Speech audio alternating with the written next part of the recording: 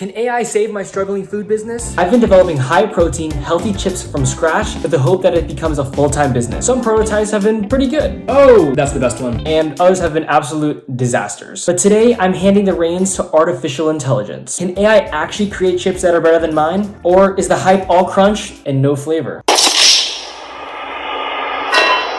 Let's go find out. Starting my chip business is part of my overall goal to STATMAX. Just like in a video game where you want to max out all your stats and become the most powerful version of yourself, I'm doing that, but in real life. I have made over 50 prototype recipes testing out new different flavor combinations for these chips. But after trying nearly everything, I am completely stuck and I need help from our AI overlords. I need this help because without a good product that I'm proud of, I can't even hope to sell this. But here's the tricky part. Creating a chip that not only has good flavors, but also the right macronutrients is a really big challenge. Because here's the reality. When it tastes good, the flavor is lacking.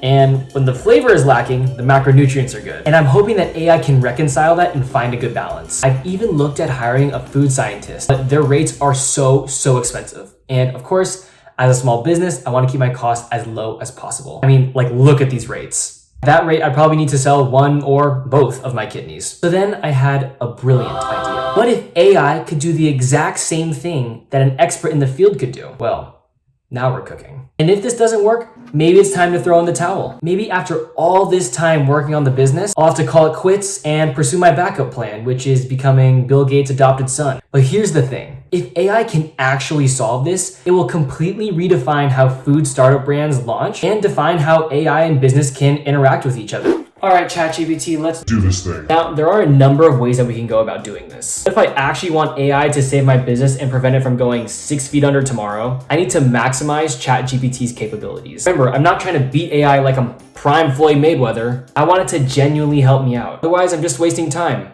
and flour and food cost and labor costs and a lot of other things too. And in order to make sure we get a good response, we have to follow the golden rule of prompt engineering, which is good inputs equal good outputs. A lazy prompt would sound like, "Hi ChatGPT, make me a recipe for healthy chips." And sure, I'd probably get something back that isn't entirely awful, but that's just the tip of the iceberg. If I actually want to create a recipe that can rival, some of the biggest commercial sellers like Lay's and some of these really big box stores, I need to be super detail oriented and tell it exactly what its role is and what I want to receive in return. So first, I need to tell ChatGPT exactly who it is. Hi ChatGPT, you are my AI girlfriend. Never mind. You are an expert in the food science industry with 2 decades of experience. Your specialty is developing foods for CPG brands. Already the AI is like, yes, I'm a scientist now. Once that is set, I feed the AI the data from all of my 50+ prototyping attempts. I kept a notebook of every single recipe, every single ingredient change, every single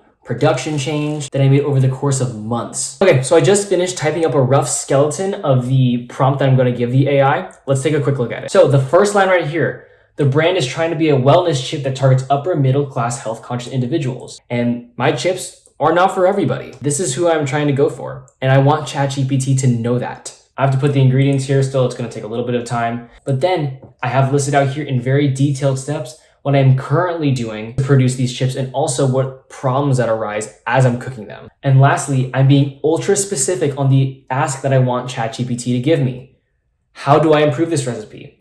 In both process and in taste. 1 eternity later. Let's see what it output. Okay, so it's giving us some pretty interesting process improvements. We need to make sure we're having a really uniform thickness, maybe par baking, maybe air frying it. I really like that par bake idea because one of the issues I am facing is that some of the regions on the inside of the chips, they're not cooking as evenly as the ones on the periphery. Then it gives me a couple different ideas on how I can improve the chip base by adding and subtracting a couple different things, and it gives a detailed reason as to why, also very good. And then lastly, for some taste improvements, it's once again recommending that I maybe balance the flavors out a little bit more. I did ask for 3 specific flavors that it can help me make, and what kind of stuff I need to add to them to develop these flavors. And I asked for a salsa verde flavor, I asked for a barbecue flavor, and I asked for a creamy ranch nacho flavor. At first impression, some of these ingredients are a little hard to come by. I mean, of course, garlic and onion powder are pretty common, but green chili powder I think is pretty difficult to come by, and I think I may actually have to make my own. Mushroom powder, I think mushroom powder not only is not easy to find, but it's also pretty expensive if I recall correctly. And then lastly, for the creamy ranch nacho recipe, Some other interesting flavor profiles here. Buttermilk powder, haven't experimented with that. Dill powder, parsley powder. Well, this is some pretty interesting stuff here. So again, we have some process improvements that are recommended, like par baking. There are a couple things in the base of the chip that it's recommending that I change. And lastly, just some flavors that it's recommending that I try out. So with those three things combined together, let's see if it can make a better chip. As expected, some of these ingredients were unbelievably hard to find. I had to go to 3 different grocery stores just to get maybe 80% of them. But also overnight, I had to make my own green chili powder. I went to a little store and I bought jalapenos, I bought serranos, I dehydrated them overnight, and then I blended them up this morning, and then here we are. We have one of those ingredients. Additionally, I had to do the same for mushrooms. I had to dehydrate those overnight, then blend them together to get this mushroom powder. I have never used it before, but I'm not even sure it adds that much taste.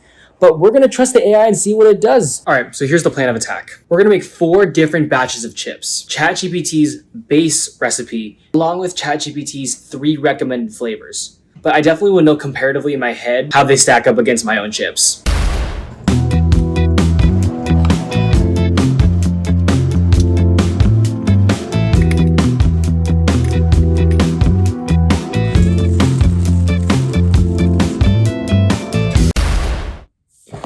Okay, we are going to have a little taste party on the floor. We have all 4 of our completed chips.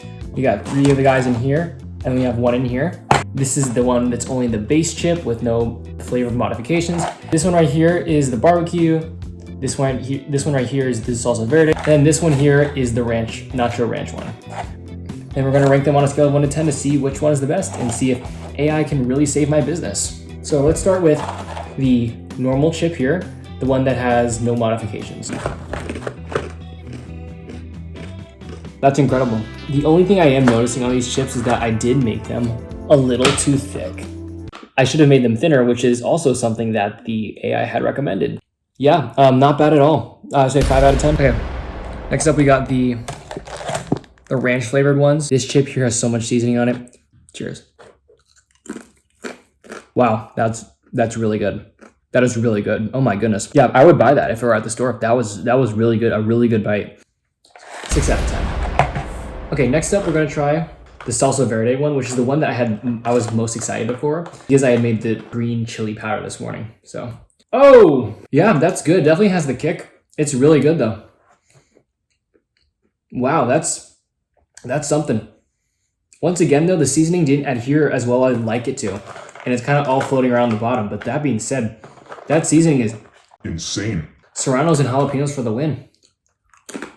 The salsa verde here, I think it's a 7. That's saying something. It really elevated the flavor a ton. That spice is absolutely incredible. And then last but not least, we have the barbecue ones. Look at that. The seasoning is actually adhering to the chip, like a Dorito, but not a Dorito. And it looks really good. Let's try it out. Oh my gosh. That's the best one. That's the best one. Oh my gosh.